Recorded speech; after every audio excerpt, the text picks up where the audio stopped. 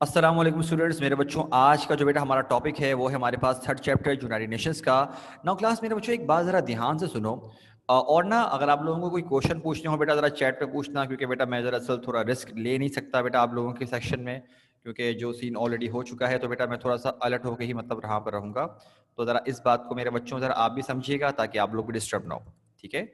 अच्छा बेटा, अब ज़रा यहाँ पर अगर हम बात करते हैं इस पूरे के पूरे एक पर्टिकुलर चैप्टर की, तो मेरे बच्चों हमारे पास अब आ रहा है थर्ड चैप्टर यूनाइटेड नेशंस का। अब देखो, यूनाइटेड नेशंस की अगर हम बात करें मेरे बच्चों, तो बेटा ये है, उर्दू में बोलते हैं इसके अक़वाम मुत्तहिदा। अब जैसे कि नाम से साबित है, यूनाइटेड नेशंस मतलब कि जो एक यूनिटी, नेशंस की जो यानी कि यूनिटी है, उसके बारे में बात करेंगे। लेकिन ये जो एक इतनी बड़ी ऑर्गेनाइजेशन है, इसका रीज़न क्या है, इसकी लॉजिक क्या है, ये वजूद में किस तरह, हम तमाम चीज़ें पढ़ेंगे।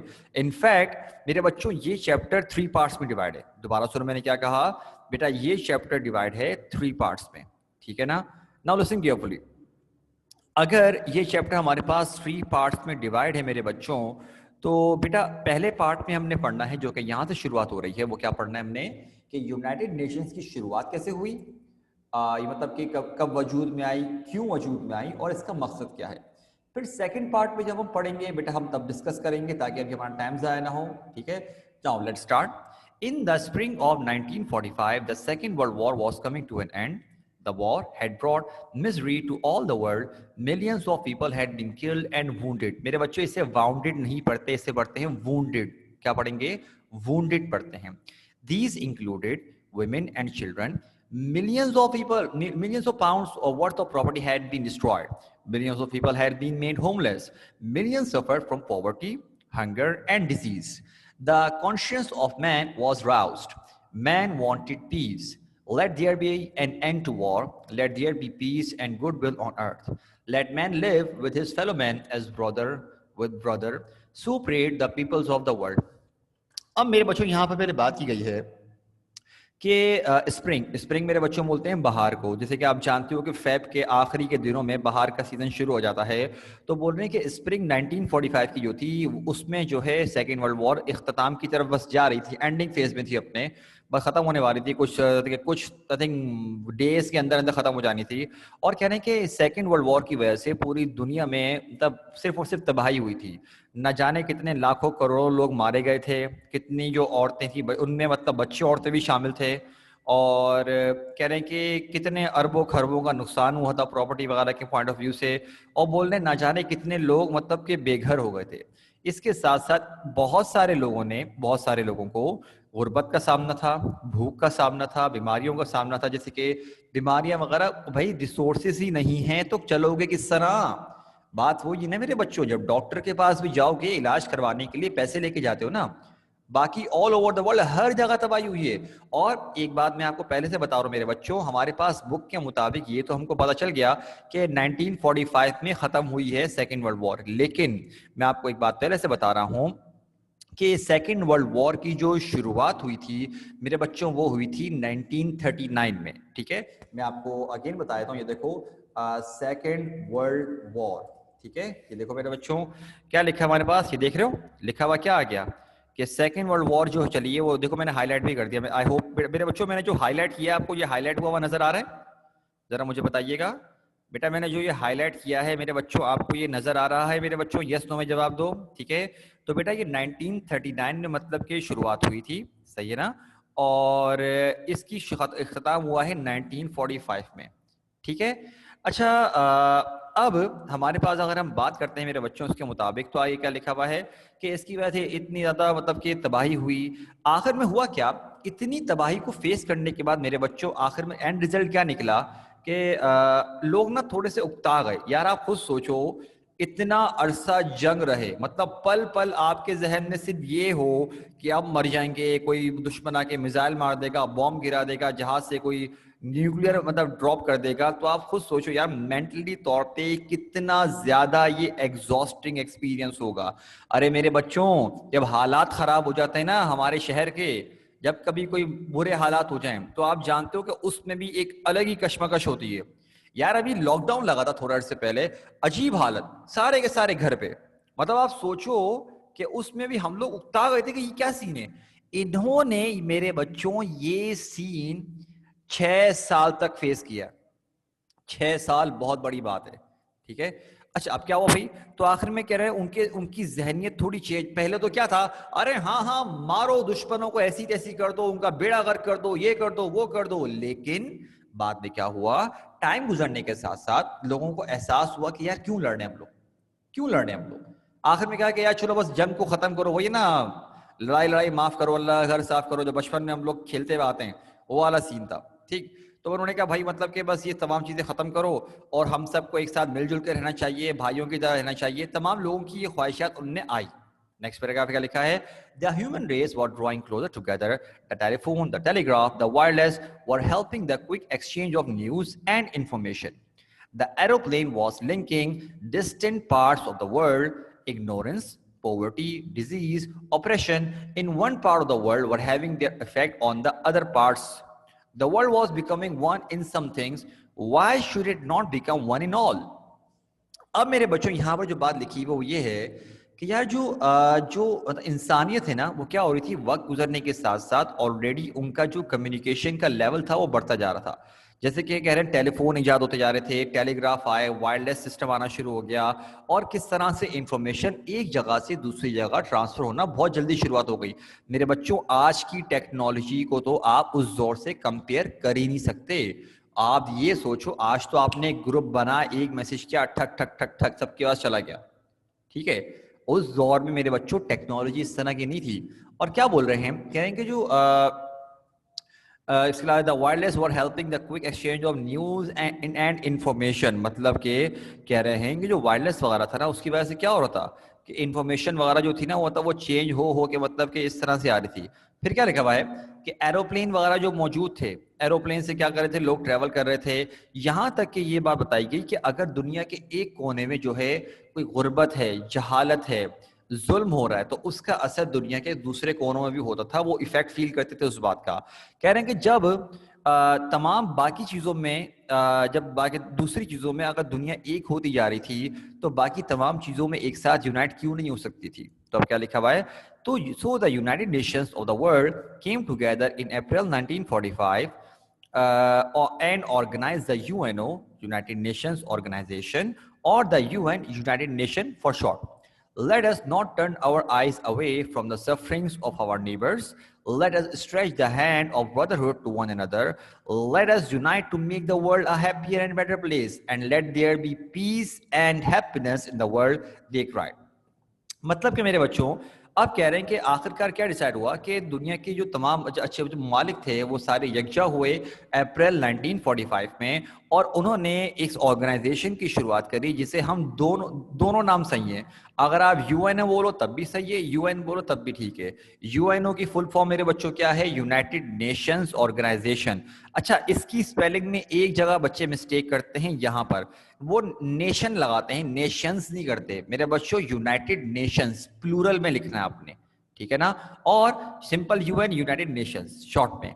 और कह रहे हैं इनका मोटो, मोटो मतलब मोटो वो नहीं कि जो मोटा नहीं, मोटो बोलते हैं मेरे बच्चों MOTTO। देखो मैं आपको एक बताऊं, देखो मैं आपको मीनिंग बताऊं, ये देखो मेरे बच्चों, मोटो की मीनिंग देखो क्या लिखा हुआ है, ये देख रहे हो, तो लिखो a short sentence or phrase chosen as encapsulating the beliefs of ideals of an individual, family or institution। हाँ मेरा बेटा वही, मतलब कि जो आपने सामने वाले को, वो नहीं होता जो टारगेट क्या है, बेसिकली आप क्या अचीव करना चाह रहे हो। आप सामने वाले अपनी कंपनी के जो एम्प्लॉयज वगैरह हैं जो काम कर रहे हैं, आप लोगों का टारगेट क्या है। तो भाई यहां पर हमारे पास टारगेट क्या था, जरा देखो। टारगेट कुछ ये था, एक मिनट रुकिए मेरे बच्चों। टारगेट मेरे बच्चों ये था कि भाई बस हम जो है, अब जो कोई भी मतलब किसी को परेशानी होगी तो हम इसको इग्नोर नहीं करेंगे, हम अपने भाईचारे का हाथ आगे बढ़ाएंगे और दूसरों की हेल्प करेंगे और दुनिया को एक बेहतर जगह बनाएंगे, एक खुशहाल जगह बनाएंगे, और पूरी दुनिया में हम अमन व अमान कायम करेंगे और खुशियां फैलाएंगे। तो कह रहे हैं आखिरकार क्या हुआ जब तमाम लोग यूनाइट हो गए. The UN was thus born in April 1945 and is today the spearhead of the march of civilization against the evils of all kinds. तो कह रहे हैं इसी वजह से क्या है भाई कि यूनाइटेड नेशन क्या है, अप्रैल 1945 में इसकी मतलब की शुरुआत हुई और आज ये क्या है मेरे बच्चों, सिविलाइजेशन के अगेंस्ट जो है क्या कहते हैं हर किस्म की आप समझ दो कि उनकी शील्ड है, उनकी स्पीयर है, मतलब अपने आप को वो प्रोटेक्ट करते हैं. वो बोलते हैं कि नहीं भाई हम अपने आप को डिफेंड करेंगे, आगे लेके चलेंगे.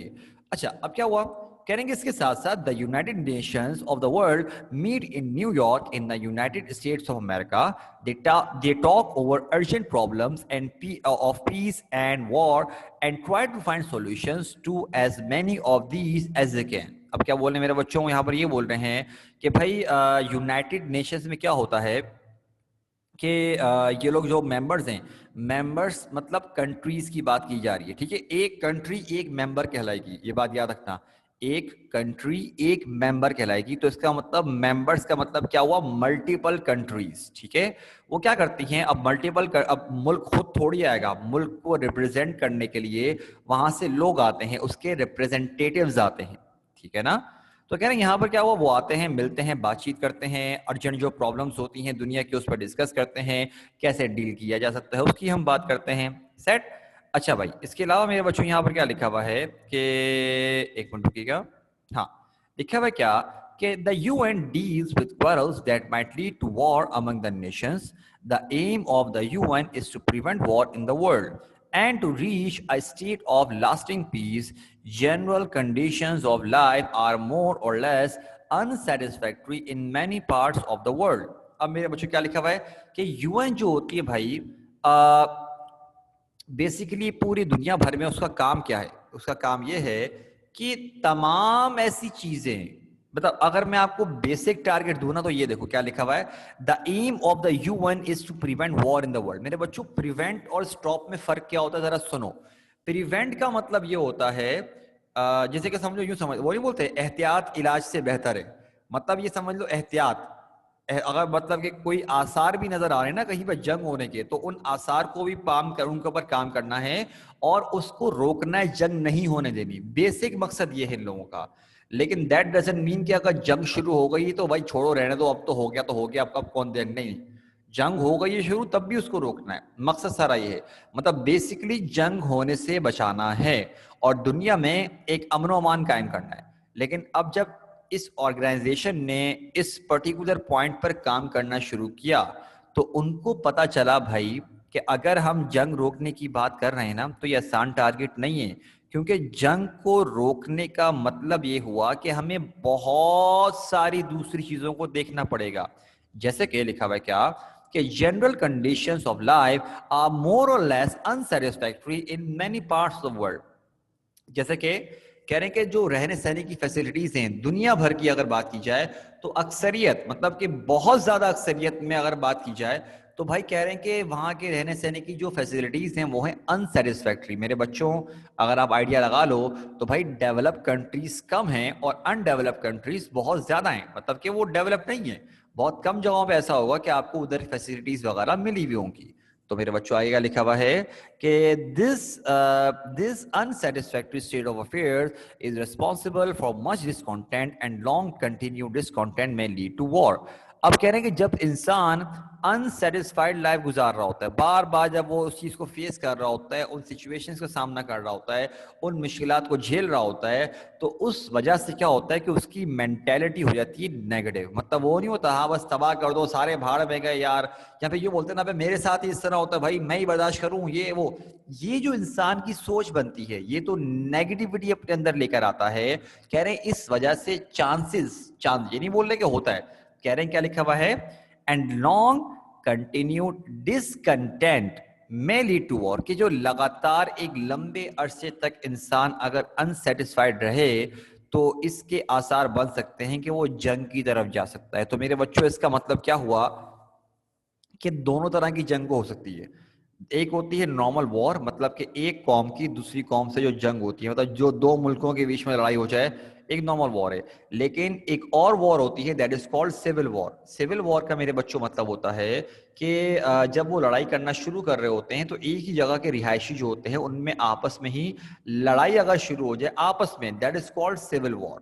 ठीक है, तो अब ऑब्वियस सी बात है, अगर दो मुल्कों की जंग की तो बात अलग है, लेकिन अगर अनसेटिस्फैक्टरी लिविंग कंडीशंस हैं तो इंसान सिविल वॉर की तरफ जा सकता है। मिसाल के तौर पे आगे क्या लिखा है, one way of preventing war is to remove as many causes for discontent as possible. कह रहे हैं कि जंग को रोकने का एक तरीका ये हो सकता है कि कम से कम सबसे पहले हम लोग जो अनसेटिस्फैक्टरी लिविंग कंडीशंस हैं उन कंडीशंस को एक एक करके कम से कम हटाना तो शुरू करें। मतलब कि सामने वाले बंदे को इंप्रूवमेंट तो दिखे कि हाँ भाई इंप्रूवमेंट हो रही है। ठीक है, आगे क्या लिखा हुआ है, so the United Nations have set themselves to study living conditions in all parts of the world and to help in fight against poverty, ignorance, disease and social and political injustice. कहने लिहाजा United Nations ने अपना एक target set किया हुआ है कि सबसे पहले वो स्टडी करते हैं कि हाँ भाई living conditions all over the world किस तरह की हैं, ताकि वो उनसे फेस कर सकें। जैसे कि पॉवर्टी, गुर्बत में इंसान कभी कभार उसके गलत काम करने के चांसेस होते हैं। मैं ये नहीं कह रहा कि वो गलत कर रहा है तो सही कर रहा है, मैं ये नहीं कह रहा। ठीक है,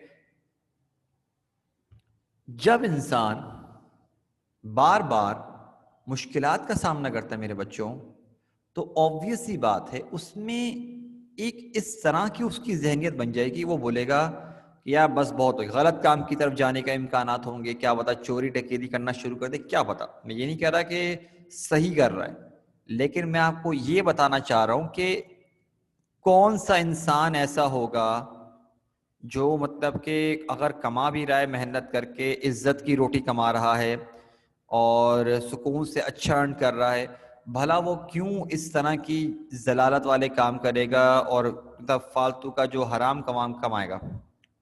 एक इंसान अगर उसकी जॉब लगी हुई है, वो काम कर रहा है, उसका ध्यान रखा जा रहा है, तो भला वो क्यों इस तरह के उल्टे काम करेगा। मेरी बात समझ रहे हो?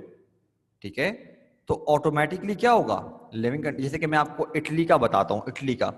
इटली में अगर आप मतलब के जैसे बोलते हैं ना, वहाँ के अगर आप क्या कहते हैं वो हो, रिहायशी हो, मतलब वहीं की अगर आपकी मतलब नेशनल हो अगर आप वहाँ के, तो भाई वहाँ पे कुछ ये वाली सूरत हाल है कि अगर आप अनएम्प्लॉयड हो, अगर आपके बीवी बच्चे हैं और अगर आप अनएम्प्लॉयड हो, तो आपको वहाँ की गवर्नमेंट बाकायदा एक पर्टिकुलर अमाउंट देती है अगर आपके पास पैसे नहीं हैं।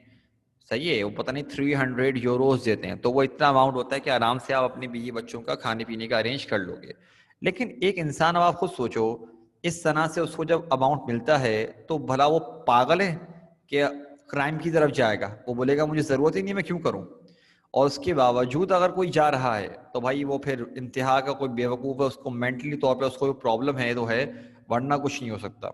देखो गलत काम मेरे बच्चों गलत काम है, चाहे आप वो किसी कंडीशन में भी करो, और सही काम सही है चाहे उसको दुनिया में कोई ना कर रहा हो। ठीक है, अब देखो क्या लिखा है मेरे बच्चों, यहां पर लिखा हुआ है कि preventing a war is difficult, it is a part of high politics, feelings and high attempts to bring about peace are open to misunderstanding. Instead of bringing peace together, attempts at peacemaking sometimes set them further apart. अब यहाँ पर मेरे बच्चों ये लिखा हुआ है कि अक्सर क्या होता है मेरे बच्चों कि जंग को रोकने का जो काम है वो बहुत ही मुश्किल काम है। अच्छा, मुश्किल काम कैसे है भाई? कि अक्सर क्या होता है कि आप जा रहे होते हो दोनों में सुलह करवाने के लिए, और होता है क्या भाई कि दोनों में और भगदड़ मच जाती है। मतलब आप दो लोगों में सुलह करवाने की कोशिश कर रहे हो और सुलह होने के बजाय उल्टा ऑपोजिट रिजल्ट निकलता है। ये क्या होता है भाई, दोनों के मामला और खराब हो गए, ये वाला सीन हो रहा होता है। कैसे? अब मैं आपको यार एग्जाम्पल देता हूँ। होगा क्या कि क्या बता वो जब गए मतलब कि जब मतलब कि बैठे बातचीत करने के लिए यूनाइटेड नेशंस की तरफ से लोग आए कि हाँ भाई आप लड़े मत, ये वो, क्या पता उनमें से एक ये फील करे कि यार सामने जो यूनाइटेड नेशंस के लोग मौजूद हैं वो सामने वाले को सपोर्ट कर रहे हैं, तो दूसरे वाले की हट जाएगी। मेरी बात समझ रहे हो? तो कहने का मकसद क्या है कि अक्सर क्या होता है, मिसअंडरस्टैंडिंग की वजह से जो लोगों को करीब लाने का काम होता है वो उल्टा और ऑपोजिट हो जाता है, लोग और दूर हो जाते हैं, मुल्कों में और दंगे फसाद शुरू हो जाते हैं। कह रहे हैं इसलिए ये बहुत मुश्किल काम है। ठीक, तो आगे वही लिखा हुआ है ना, the path of the peace maker is Indeed hard. और यही वजह है कि जो पीस मेकर है, जो दुनिया में अमन और अमान कायम करना चाह रहा है, उसकी उसकी वजह से क्या होता है मेरे बच्चों, कह रहे हैं कि जो पीस मेकर है ना, उसका काम बहुत हार्ड है। अच्छा, एक बच्ची बोल रही सर आपकी आवाज़ कम आ रही है। मेरे बच्चों क्या मेरी आवाज़ क्लियर नहीं आ रही आप लोगों को? मेरे ख्याल से तो बिल्कुल क्लियर आनी चाहिए यार, तेज़ आनी चाहिए, मैं बिल्कुल ठीक बोल रहा हूँ। बाकी बच्चे ज़रा मुझे बताओ बेटा, मेरी आवाज़ आप लोगों को ठीक नहीं आ रही है क्या? सिर्फ एक बच्चे का मैसेज आया है। ओकाशा बेटा ज़रा चैट पे आंसर दो बेटा।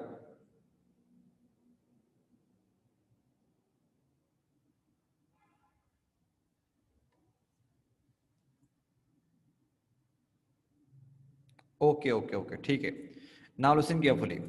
वही मैंने कहा यार, मतलब नेट तो ठीक चल रहा है। मेरा बच्चा जो आपने मैसेज किया था बेटा, आप ज़रा चेक कर लो, ठीक है? क्योंकि यहाँ पर मेरे पास मैसेजेस आ रहे हैं कि सर क्लियर आ रही है। बेटा देख लो क्या हुआ था, वॉल्यूम वगैरह आपने किया हुआ, आप जो बोल रहे हो हल्की है, लेकिन ज़रा चेक कर लो, सेट है? अच्छा भाई, अब क्या लिखा हुआ है, अब ज़रा यहाँ देखो, क्योंकि मेरे बच्चों ये दो पैराग्राफ बहुत इंपॉर्टेंट हैं, मैं आप लोगों से थोड़े सवाल पूछूंगा। कह रहे हैं कि you has succeeded in many in a few cases. देख रहे हो क्या लिखा हुआ है, in a few cases in bringing peace where there was no peace before, but in a great many cases the results have not been satisfactory. The world is full of little quarrels between nations, and one of these little quarrels might be responsible for the outbreak of a new world war.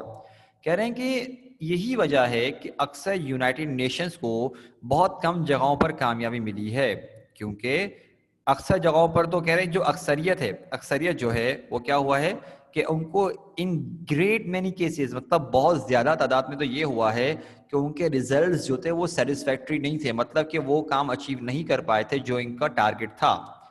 और कह रहे हैं कि दुनिया में हर वक्त any time झगड़े चल रहे होते हैं मुल्कों के बीच में, और कोई भरोसा नहीं है कि इनमें से कोई एक झगड़ा भी ऐसा हो जो रिस्पॉन्सिबल हो अगली वर्ल्ड वॉर का।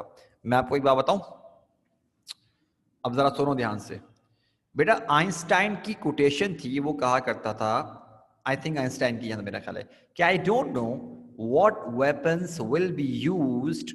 दोबारा सुनो मैंने क्या कहा, what weapons will be used in the third world war, but I do know the fourth world war, if there is a fourth world war, it will be fought with stones and sticks। मतलब Einstein कह रहा था कि भाई मुझे नहीं पता कि थर्ड वर्ल्ड वॉर जो लड़ी जाएगी वो किस किस्म के हथियारों से लड़ी जाएगी, लेकिन अगर उसके बाद फोर्थ हुई तो वो डंडों और पत्थरों से लड़ी जाएगी। मतलब कि मेरे बच्चों आप आइडिया कर लो कि अगर थर्ड वर्ल्ड वॉर हुई ना भाई, तो सब कुछ तबाह हो जाना है। सही है बेटा? और मैं आपको बात बताऊं, आप और मैं, बल्कि हम में से सबके सब, हमने सर्वाइवल स्किल्स नहीं है, हम लोग सर्वाइव नहीं कर सकते, ये बात याद रखना, ठीक है ना? अच्छा, सर्वाइव कैसे नहीं कर सकते, चलो मैं आपको एग्जांपल देता हूँ। समझो जंग हुई, अल्लाह ना करे, अल्लाह ताला मतलब कि सबके साथ बेहतरी करे, जंग हुई, इसका मतलब टेक्नोलॉजी वगैरह का बेड़ा, अगर पाइपलाइंस वगैरह सारी तबाह हुई। मैं आपसे बेसिक पूछता हूँ कि भाई खाने पीने का बंदोबस्त कहाँ से करोगे? कहीं तो हाथ पांव मारोगे ना, ये थोड़ी बोलोगे हाँ भाई अल्लाह ताला पहुंचाएगा, अल्लाह ताला तो देगा जो लिखा हुआ है इसके। लेकिन अब आप सोचो, नल खोल रहे हो पानी नहीं आ रहा, पाइपलाइन पाइपलाइन सारी तबाह हो गई है, क्या करोगे भाई? कहाँ से पानी लेकर आओगे? खरीदोगे? खरीदने वाला देगा आपको? वो तो बोलेगा ये तो मेरे लिए खजाना बन चुका है, मैं दूंगा ही नहीं। उसके बाद कहाँ जाओगे भाई?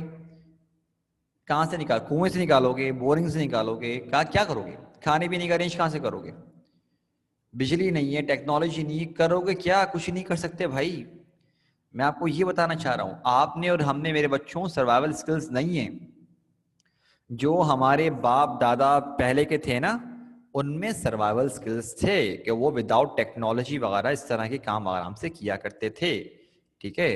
तो भाई जो घर बैठ के जो नेट पे लगे पड़े वो होते ना, अरे हाँ इंडिया को उड़ा दो, बम मार दो, न्यूक्लियर मार दो, जो ये वाली हरकतें कर रहे होते ना बेटा, इतना जहन में रखना, इंडिया भी बम मारेगा आगे से, ठीक है?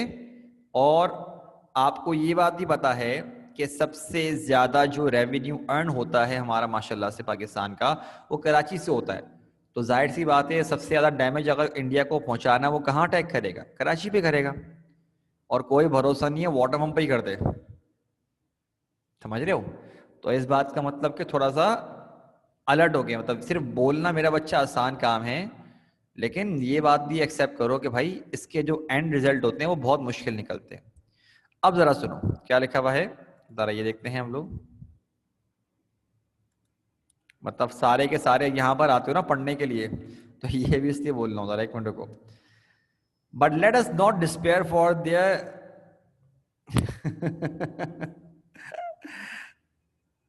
अच्छा क्या लिखा हुआ है, but let us not despair for there is one part of the work of the UN that fills us with hope, this is a work of fighting social evils. अब क्या बोल रहे हैं कि लेकिन हमें हिम्मत नहीं हारनी चाहिए, क्योंकि यूनाइटेड नेशन का एक काम ऐसा है जिसकी वजह से हम ये बोल सकते हैं कि बहुत ज़्यादा लोगों में कोई, कहते हैं ना, दो कौमों के बीच में बहुत अच्छा ताल्लुक बना के रखते हैं।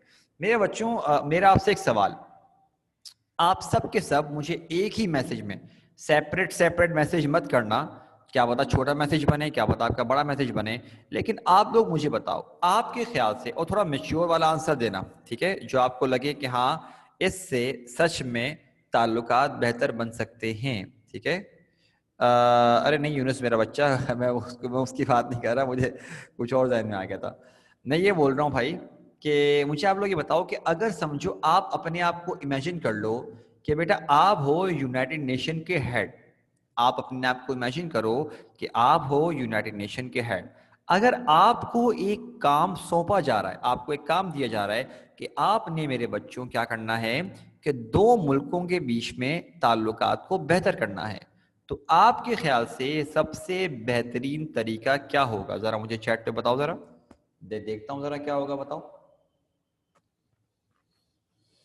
पहले आप लोग जवाब दो सारे के सारे चैट पर, फिर मैं जरा तुम लोगों को बताऊंगा कि हाँ भाई। अरे ये क्या बात, समझाएंगे दोनों को, ये क्या बात हुई, ये किस तरह का जवाब हुआ? अरे मेरे बच्चों मैं बोल रहा हूँ ताल्लुकात दोनों के अच्छे कैसे बनाओगे, मतलब आप ऐसा क्या कुछ करने को कहोगे दोनों को, या दोनों को सपोर्ट करोगे, मोटिवेट करोगे, क्या करोगे भाई, किस तरह से?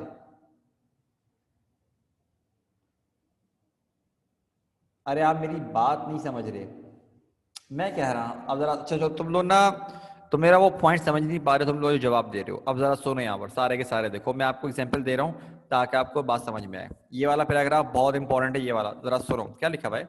Men and women from different parts of the world, of different races and religions, sit together, think, plan, and actually work together to improve conditions of life in countries they have not known before. This work brings the workers closer together than anything else they can. It also brings them closer to the people of the land which they are trying to help. Who would go to the war with the people to whose betterment one has given several years of one's life? मेरे बच्चों आप सब के सब इस paragraph को समझने के लिए यूं एग्जाम्पल कर लो, हर बच्चा अपने आप को एक मुल्क कंसिडर कर ले, हर बच्चा अपने आप को कंसिडर कर ले कि वो एक मुल्क है, ठीक है, अपने मुल्क के आप लीड कर रहे हो अपने मुल्क को आप, और आपका सामना है, आपके सामने एक और मुल्क मौजूद है। अब हुआ क्या, आपने उस मुल्क के साथ, यूं समझ लो कि आप इमेजिन करिए कि आपके मुल्क में जो है ना एजुकेशन थोड़ी अच्छे लेवल पर है, मतलब आपके मुल्क में एजुकेशन क्या है मेरे बच्चों, अच्छे लेवल पर है, ठीक। और इसके साथ साथ अगर अच्छे लेवल पे एजुकेशन है तो जरा ये बात समझिए कि क्या पता सामने वाले के मुल्क में हो सकता है क्या कहते हैं अपना टेक्नोलॉजी बहुत अच्छी हो। तो अब आप जानते हो, आप क्या करो, आपने अपने मुल्क से एक्सपर्ट्स की टीम बना के भेजी और सामने वाले के साथ काम करना शुरू कर दिया आपने, और उसने अपने एक्सपर्ट्स की, टेक्नोलॉजी की जो एक्सपर्ट्स की टीम यहाँ भेजी, यहाँ काम करना शुरू कर दिया। अब मेरे बच्चों जब आपको मेजर इम्प्रूवमेंट करनी होती है, आप खुद मुझे बताओ, एजुकेशन का छोटा सेक्टर है नहीं भाई, अगर आप वहाँ का एजुकेशन सेक्टर पूरा चेंज करना चाह रहे हो तो सबसे पहले आपको वहाँ के रहने वाले लोगों की सोच समझनी पड़ेगी कि वहाँ के लोगों का जहन क्या है, जहनियत क्या है, उसके मुताबिक आपको एक सिस्टम पूरा तमीज से लाना पड़ेगा। जिसको आपको एडवांस करना पड़ेगा। एंड सिमिलरली अगर आपके पास टेक्नोलॉजिकल आप बैकवर्ड्स हो और सामने वाली कंट्री एडवांस्ड है, तो वो क्या करेंगे, आपकी आके अगर हेल्प कर रहे हैं तो टेक मतलब ये काम अचीव करने में कोई लग जाएंगे 50-100 साल, कंटिन्यू काम होता जा रहा है। तो इतने अरसे में होगा क्या कि क्योंकि दोनों मुल्क एक दूसरे को डेवलप कर रहे हैं तो खुद ब खुद ताल्लुकात अच्छे बन जाएंगे। मैं इसकी एग्जांपल मेरे बच्चों आपको यूं देता हूं, जैसे कि आपकी नज़र में, आपके ख्याल से अगर पाकिस्तान की इंडिया से हो जाए नोकझोंक, पाकिस्तान की इंडिया से नोकझोंक हो जाए, तो मुझे बताओ कि तुम लोगों के ख्याल से कि इस नोकझोंक के सिलसिले में उसका रिजल्ट जो निकलेगा, क्या आपके ख्याल से जंग की तरफ मामला जा सकते हैं? इंडिया की बात कर रहा हूं मैं, यस तो मैं जवाब दो मुझको। इंडिया से अगर हमारे थोड़े ताल्लुकात ख़राब हो जाएं तो आप मुझे बताइए कि आपके ख्याल से हमारे क्या ताल्लुकात ख़राब होने की वजह से क्या जंग पर जा सकते हैं हम लोग? हाँ, सब बच्चों ने कहा कि यस सर जा सकते हैं, बिल्कुल जा सकते हैं। ठीक, अब ज़रा क्यों? क्योंकि मेरे बच्चों हमने एक दूसरे के लिए कोई काम किया ही नहीं है। लेकिन अब ज़रा एग्जाम्पल यही मैं दूसरी देता हूँ। समझ लो हमारी नोक-झोंक नहीं हुई, थोड़ा बड़े लेवल पर थोड़ा सीन हो गया, लेकिन हुआ चाइना के साथ। चाइना के साथ हुआ है। अब आप जानते हो कि चाइना से हमारे ताल्लुकात किस तरह के रहे हैं, हम दोनों का क्या एक हिस्ट्री रही है। तो अब मुझे बताओ कि चाइना के साथ अगर ये ताल्लुकात हो तो बताइए जंग पे जाने के चांसेस हैं आपके ख्याल से? जंग बोल रहा हूं, जंग। बोलो भाई, बाकी बच्चे भी जवाब दो मुझको जरा। कम बच्चों ने जवाब दिया, बाकी क्या गायब हो गए अभी ऊपर तो। हाँ मतलब कि, हाँ मतलब चांसेस हो सकते, जैसे अक्सर बच्चों ने कहा नो, बहुत कम चांसेस है शायद, मतलब ज्यादा चांसेस क्यों बेटा? वो इसलिए क्योंकि आप दोनों ने क्या किया, आखिर में होगा क्या, वहां के बंदे और यहाँ के बंदे दोनों बोलेंगे यार हमारे इतने अच्छे ताल्लुकात हैं, क्यों ना हम बैठ के एक मामले को मतलब के सॉल्व कर लें, हम इतने अच्छे पार्टनर्स रहे हैं। ये लेकिन ये हमारे पास पॉसिबल क्यों हुआ? ये इस तरह की सेटलमेंट वगैरह या ताल्लुकात दोबारा रिकवर करने की बात क्यों हो रही है बेटा? वो इसलिए हो रही है क्योंकि हमारे पास्ट के ताल्लुकात ऐसे रहे हैं कि मिलकर काम किया है, हम लोग साथ बैठ के काम चले हैं। तो यही बताना चाह रहे हैं कि जब आप अपना इतना बड़ा अरसा, क्या लिखा है ना, several years of one's life, क्या जब आप इतना अरसा काम करते हो तो ऑटोमेटिकली मेरे बच्चों आपके ताल्लुकात ऐसे बिल्डअप हो जाते हैं कि आप नहीं चाहते कि यार हमारी जंग बजाय ताल्लुकात क्यों खराब कर रहे हैं। ठीक है, अच्छा इसके साथ साथ हमारे पास हम ये कह रहे थे कि बेटा ये हमारे पास, हम यहाँ पे इसको रोकते हैं, सही है ना, क्योंकि फिर वरना लेक्चर हमारा, अब आगे का जो पॉइंट आ रहा है वो शुरू करेंगे तो लेक्चर खत्म हो जाएगा। 2.5 मिनट रहते हैं। और ऐसा बेटा बेटा टाइम पर आया करो, सही है। आप जो डायरेक्ट आके बोल रहे हो कि सर लिंक सेंड कर दिए क्लास का, मेरा बच्चा ये कोई सही बात थोड़ी है। ठीक, अच्छा मेरे बच्चों, बाकी बच्चों से ये बोल रहा हूँ कि काइंडली ज़रा मुझे बताइएगा बेटा, कोई क्वेश्चन है पूछ लीजिए, अगर बेटा कोई क्वेश्चन नहीं है तो मेरे बच्चों ज़रा लिख दो, ज़रा क्लियर क्लियर लिख के भेज दो, या ऑल क्लियर लिख के भेज दो, कुछ भी भेज दो ताकि मुझे आइडिया हो जाए कि हाँ भाई कोई क्वेश्चन नहीं है।